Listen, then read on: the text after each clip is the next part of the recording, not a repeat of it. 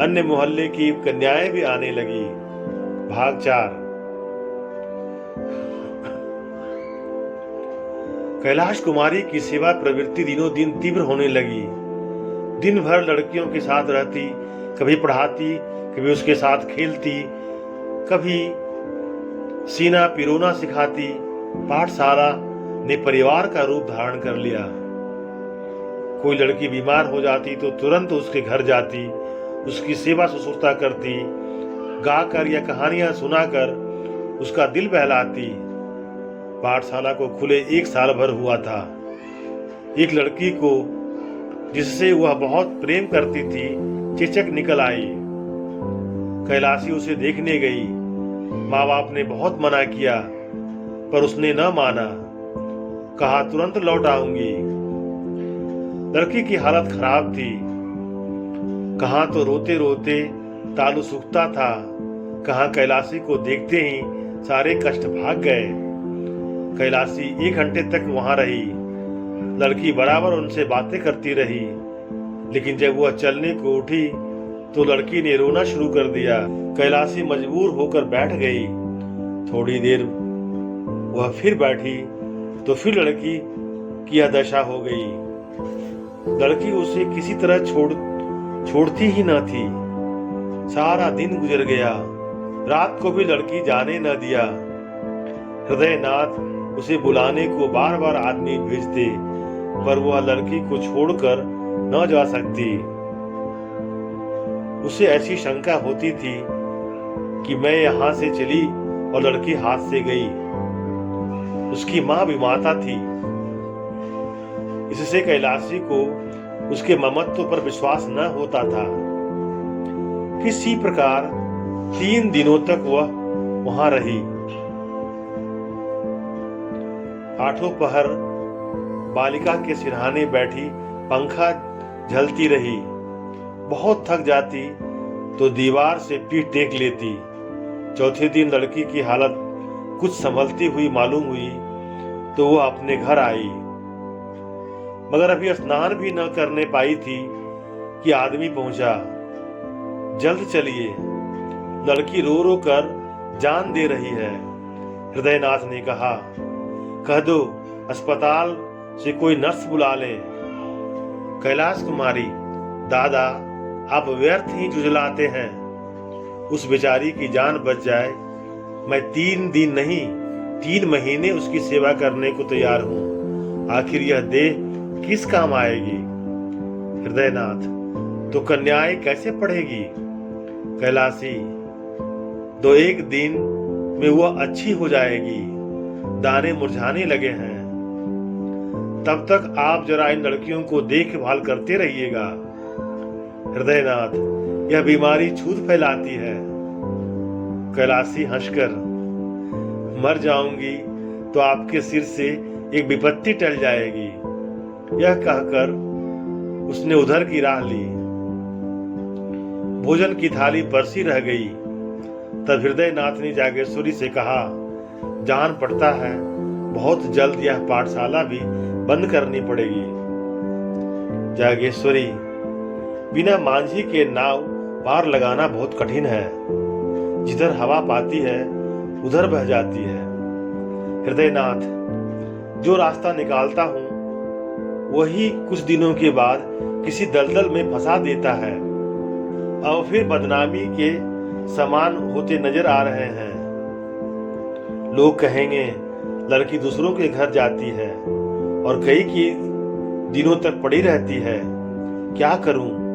कह दूं लड़कियां को न पढ़ाया करो। जागेश्वरी, इसके सिवा और क्या हो सकता है?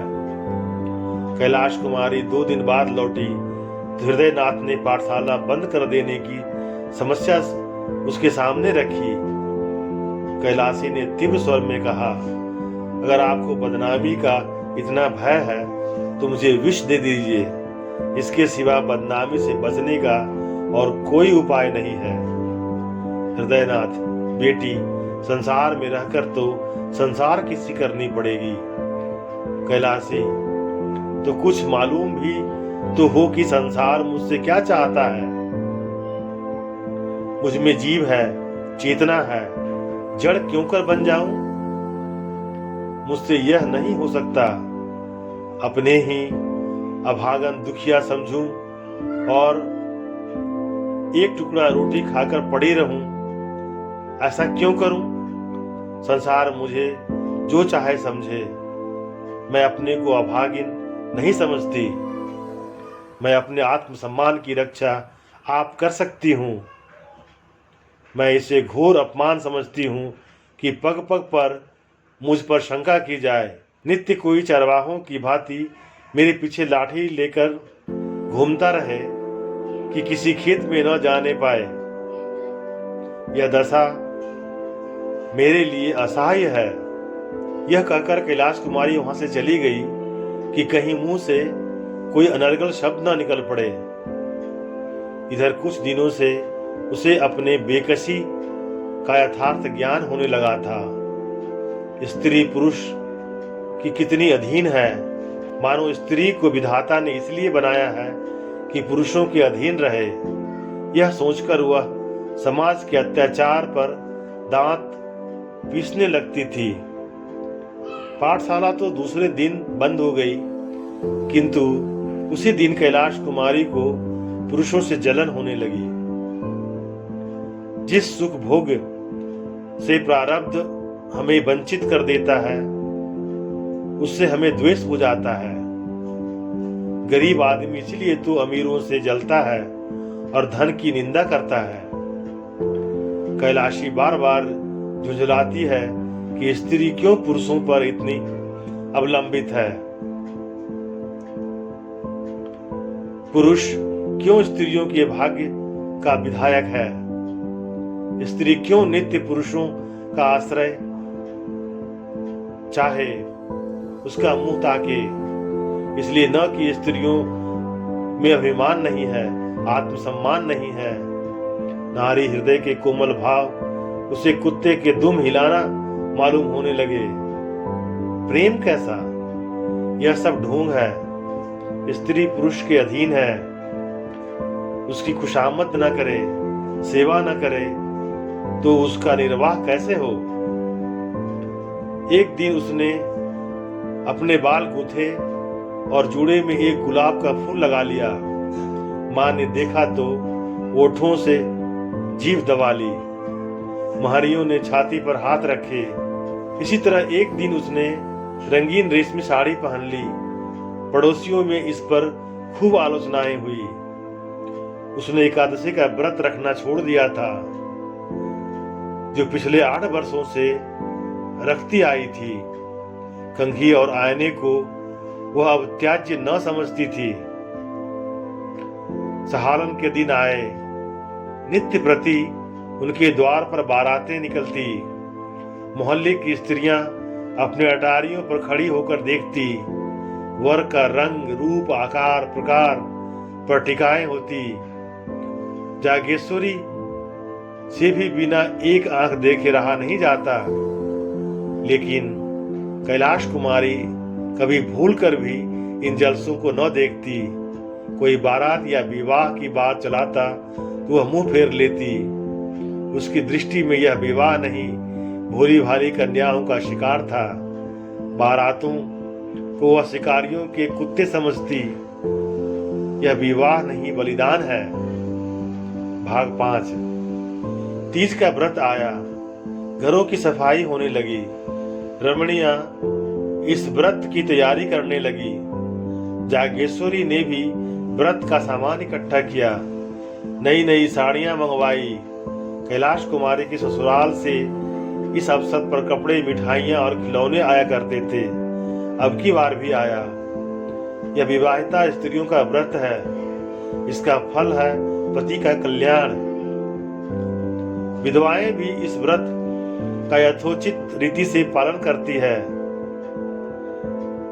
इसका संबंध शारीरिक नहीं वरन आध्यात्मिक होता है।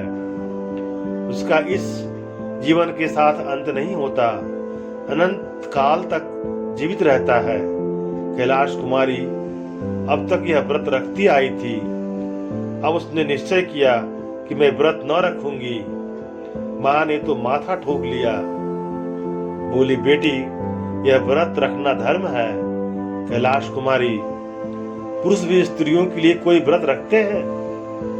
जागेश्वरी, मर्दों में यह प्रथा नहीं है। कैलाश कुमारी, इसलिए ना कि पुरुषों को स्त्रियों की जान उतनी प्यारी नहीं होती जितनी स्त्रियों को पुरुषों की जान। जागेश्वरी, स्त्रियां पुरुषों की बराबरी कैसे कर सकती है? उनका तो धर्म है अपने पुरुष की सेवा करना। कैलाश कुमारी, मैं अपना धर्म नहीं समझती। मेरे लिए अपनी आत्मा का रक्षा के सिवा और कोई धर्म नहीं है। जागेश्वरी, बेटी गजब हो जाएगा, दुनिया क्या कहेगी? कैलाश कुमारी, फिर वही दुनिया? अपने आत्मा के सिवा मुझे किसी का भय नहीं। हृदयनाथ ने जागेश्वरी से यह बातें सुनी तो चिंता के सागर में डूब गए। इन बातों का क्या आशय? क्या आत्मसम्मान का भाव जागृत हुआ है या नैराश्य की क्रूर कीड़ा है? धनहीन प्राणी को जब कष्ट निवारण का कोई उपाय नहीं रह जाता तो वह लज्जा को त्याग देता है। निसंदेह नैराश्य ने यह भीषण रूप धारण किया है। सामान्य दशाओं में नैराश्य अपने यथार्थ के रूप में आता है, पर गर्भशील प्राणियों में यह परिमार्जित रूप ग्रहण कर लेता है। यहाँ हम हृदयगत कोमल भावों को अपहरण कर लेता है। चरित्र में अस्वाभाविक विकास उत्पन्न कर देता है। मनुष्य लोक लाज, उपवास और उपहास की ओर से उदासीन हो जाता है। नैतिक बंधन टूट जाते हैं। यह नैराश्य की अंतिम अवस्था है। हृदयनाथ इन्हीं विचारों में मग्न थे कि जागेश्वरी ने कहा, अब क्या करना होगा? जागेश्वरी, कोई उपाय है? हृदयनाथ, बस एक ही उपाय है, पर उसे जुबान पर नहीं ला सकता। इति श्री।